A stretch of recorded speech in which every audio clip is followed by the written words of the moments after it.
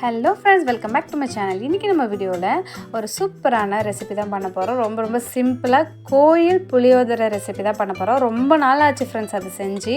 அதுக்கு வந்து தொட்டுக்கைக்கு பார்த்திங்கன்னா மரவள்ளி கிழங்கு இருந்தது வீட்டில். அம்மா வந்து வாங்கி கொடுத்துட்டாங்க. அந்த கிழங்கு தான் இருந்தது. அது வந்து ஒரு கிழங்கு மட்டும் எடுத்து வச்சுட்டு மீதி வந்து க்ளீன் பண்ணுறதுக்காக வசந்துக்கிட்ட கொடுத்துட்டேன். புளியோதரைக்கு தேவையான புளியையும் வந்து கொஞ்சமாக போட்டு தண்ணி கொஞ்சமாக ஊற்றி ஊற விட்டுட்டேன். இது வந்து பார்த்திங்கன்னா கொண்டக்கடலை ஈவினிங் ஸ்நாக்ஸ்க்காக ஊற வச்சுருக்கேன் கொண்டக்கடலை. அதுக்கப்புறம் அவர் வந்து க்ளீன் பண்ணி கொடுக்கட்டும்னு கொடுத்துட்டேன் கிழங்கு. புளியோதரை பண்ணுறதுக்கு பார்த்திங்கன்னா கொஞ்சம் தாராளமாக எண்ணெய் ஊற்றிக்கலாம். நீங்கள் வந்து நல்லெண்ணெய் ஊற்றுறேன் இன்னும் சூப்பராக இருக்கும். எங்கள் வீட்டு ராசாவுக்கு நல்லெண்ணெய் பிடிக்காது, அவர் வந்து கசக்குதுன்னு சொல்லுவார்.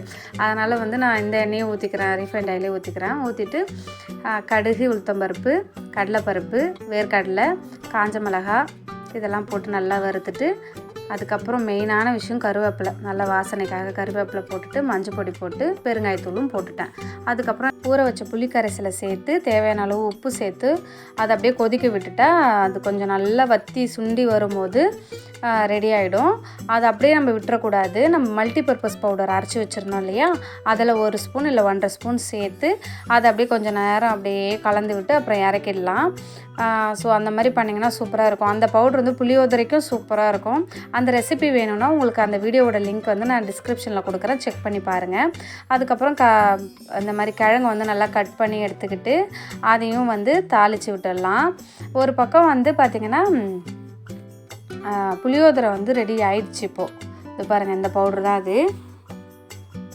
புளியோதரை ரெடி ஆனதுக்கப்புறம் வந்து அந்த பவுடரை சேர்த்து நல்லா மிக்ஸ் பண்ணி விட்டுட்டு ஒரு 2 நிமிஷம் அப்படியே நல்லா கலந்து கொடுத்திங்கன்னா இந்த மாதிரி சூப்பராக ரெடி ஆகிடும். கொத்தமல்லி தூவி அப்படியே இறக்கிக்க வேண்டியது தான். அதுக்கப்புறம் இன்னொரு கடாயில் ஆயில் சேர்த்துட்டு கடுகு, கருவேப்பிலை, அவ்வளோதான். அதுக்கப்புறம் நம்ம அப்படியே வந்து மரவள்ளி கிழங்கை கொட்டிக்கலாம்.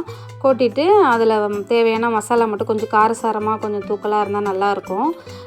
ஏன்னா உப்பு சப்பு இல்லாமல் சாப்பிட்டா இந்த கிழங்கு நல்லா இருக்காது, காரசாரமாக இருந்தால் தான் நல்லாயிருக்கும். மஞ்சள் பொடி, மிளகாய் பொடி, அப்புறம் நம்ம மல்டிபர்பஸ் பவுடரு, எல்லா வறுவலுக்குமே அதை போட்டுக்கலாம், சூப்பராக இருக்கும். அதையும் சேர்த்து நல்லா கலந்து விட்டுட்டு உப்பு போட்டுட்டு தண்ணி தேவையான அளவு ஊற்றி மூடி வச்சாச்சு. அது ஒரு அதிக நேரம்லாம் வேகிறதுக்கு எடுத்துக்காது. ஒரு 5 to 10 மினிட்ஸில் அது வெந்துடும் சூப்பராக. அதுக்கப்புறம் நான் மூடி வச்சுட்டேன்.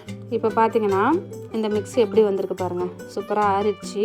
இப்போ வந்து சாதத்தை கொட்டி அதில் கிளறிக்கலாம். கிளறி அது மேலாப்பில் வந்து கொத்தமல்லி கொஞ்சம் தூவி அப்படியே சூப்பராக இருந்தது ஃப்ரெண்ட்ஸ். டேஸ்ட்டு பார்க்குறதுக்கு வீடியோவில் எப்படி இருக்கிறதில்ல, பட் நேரில் சூப்பராக இருந்தது.